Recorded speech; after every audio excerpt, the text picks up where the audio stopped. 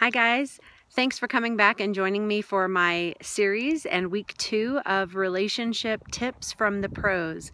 As you can tell, I'm not in my office today. We're actually out of town, spending a few days up in beautiful Frisco, Colorado, and I just couldn't resist the opportunity to let you in on a little bit of the amazing scenery that we enjoy here in Colorado. So hope you enjoy the background and the relationship tips.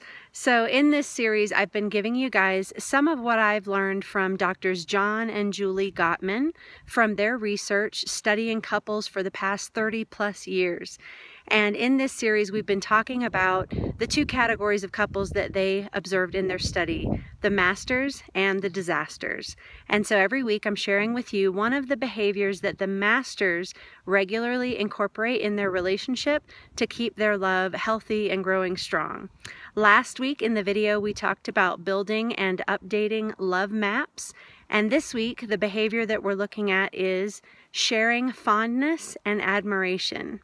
This is one of the things that the masters excel at. And it is basically what it sounds like. It's noticing the things that you're fond of in your partner and the things that you admire about them, and then sharing them with your partner. And this may seem really simple and really easy, and it is. Typically in the beginning stages of our relationship, this comes very naturally. But over time, what happens to most couples is we settle in, we begin to take each other for granted, and we quit sharing the compliments that we used to give each other. We quit pointing out those traits and qualities that we really love and admire about the other person.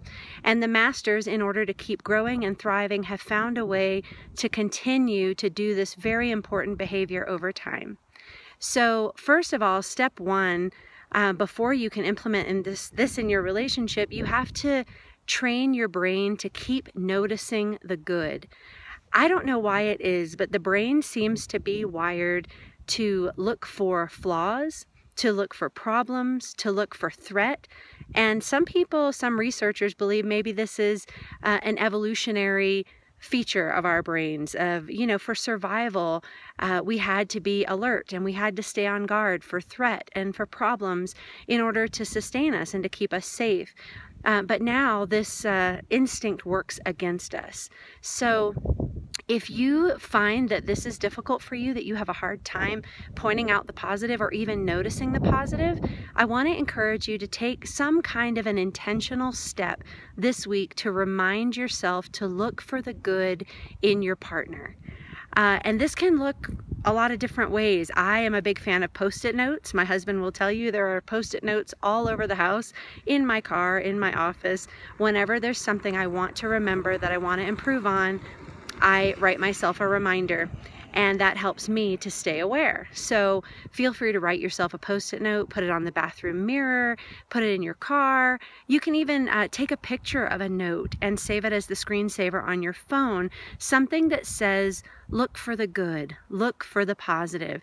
And this will begin to help you to train your brain and create a new habit of mind.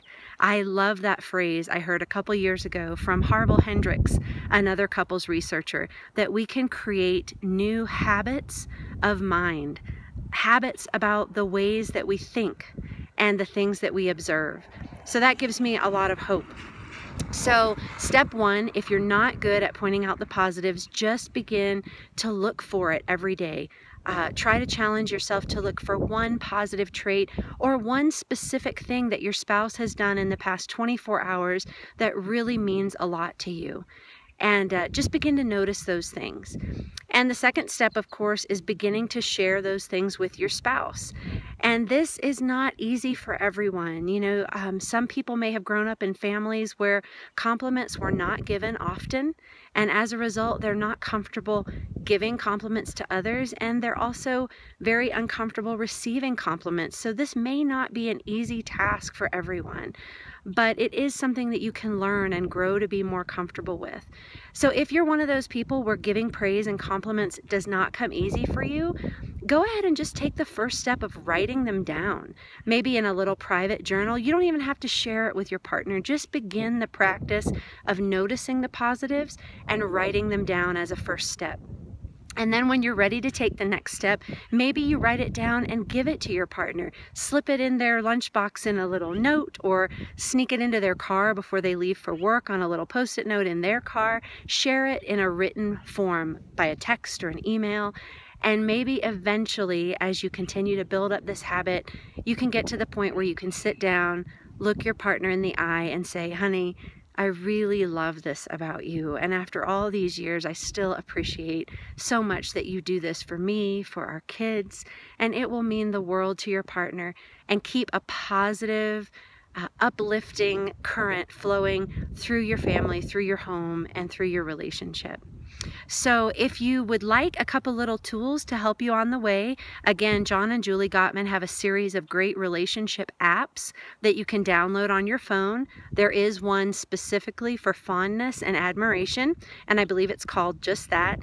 And it has tons of examples of just little things that maybe you wouldn't even think to compliment your spouse on or to share with them, but they may mean a great deal. So sometimes we overlook the little things, the little opportunities.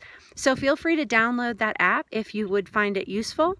And I'm also later on, maybe early next week, I'm going to post an exercise from the Gottmans that will help you to kind of train your mind to look for the good in your partner. If you need a little extra help, be looking for the PDF upload early next week.